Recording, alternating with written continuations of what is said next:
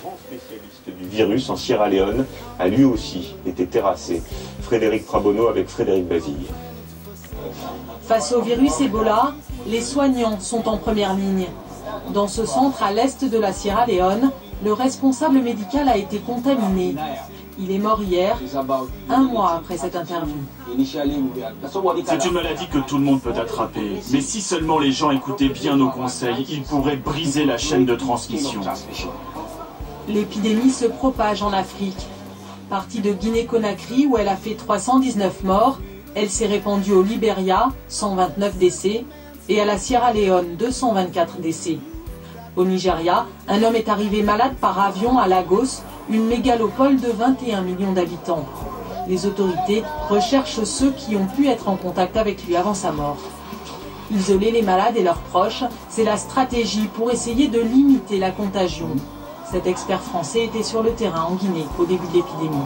C'est pas un virus qui se transmet facilement en se serrant la main au marché, ou en se passant des billets au marché, sinon on aurait beaucoup plus de cas. C'est vraiment une contagion qui se fait par un contact relativement rapproché, en tous les cas, un vrai contact entre une personne infectée, excrétrice de virus, et une personne saine. Un contact avec les fluides corporels des malades, en particulier le sang. Et même les morts restent contagieux. Ici en Sierra Leone, des équipes isolent les corps des victimes toujours plus nombreuses. C'est la première fois que je traite un Ebola de cette taille-là. Voilà. Là, on a des centaines de morts et voilà, on a des cas qui s'échappent. On n'arrive pas à contrôler l'épidémie, ça part dans tous les sens, on a peu de moyens. Les dernières grandes épidémies d'Ebola ont frappé entre 400 et 450 personnes.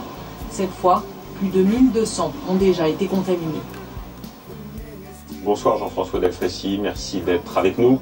Vous êtes professeur, directeur de l'Institut des maladies infectieuses. Première question, professeur, l'OMS parle d'une épidémie hors de contrôle. Concrètement, qu'est-ce que ça signifie? Est-ce que ça veut dire qu'il faut se préparer à une épidémie de grande ampleur en Afrique? C'est déjà une épidémie de grande ampleur. Depuis que le virus Ebola est connu, avec en tout cas le virus apparenté, c'est-à-dire depuis 50 ans, il y a eu environ 1500 décès. Et vous voyez là qu'en quelques mois, on vient d'observer 650 décès dans ces pays d'Afrique de l'Ouest.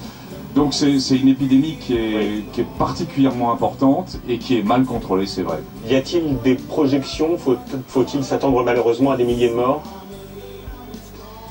On peut s'attendre en Afrique et en Afrique de l'Ouest à augmenter de façon très significative le nombre de morts et à passer probablement à plusieurs milliers dans les mois qui viennent, sauf si des mesures très particulières étaient prises, qui sont des mesures qui touchent, on le rappelle, à des mesures sanitaires et à des mesures culturelles. C'est-à-dire c'est isoler les malades, isoler ensuite les personnes avec qui ils ont été en contact.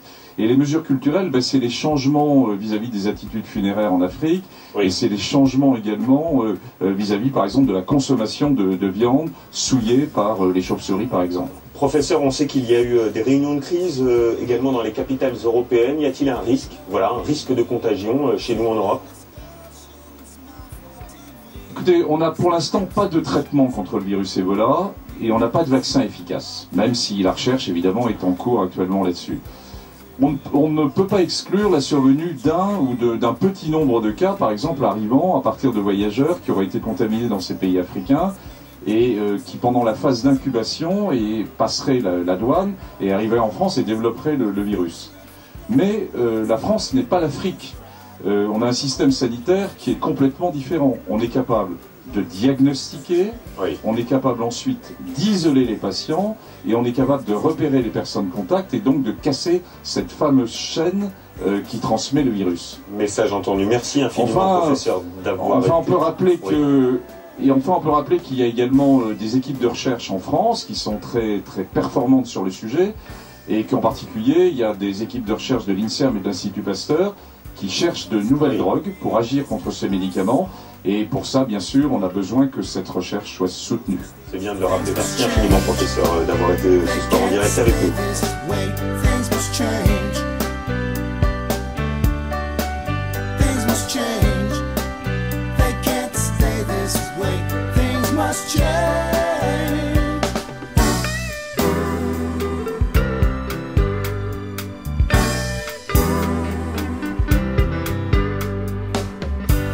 our story, this is our song, the one we wrote together.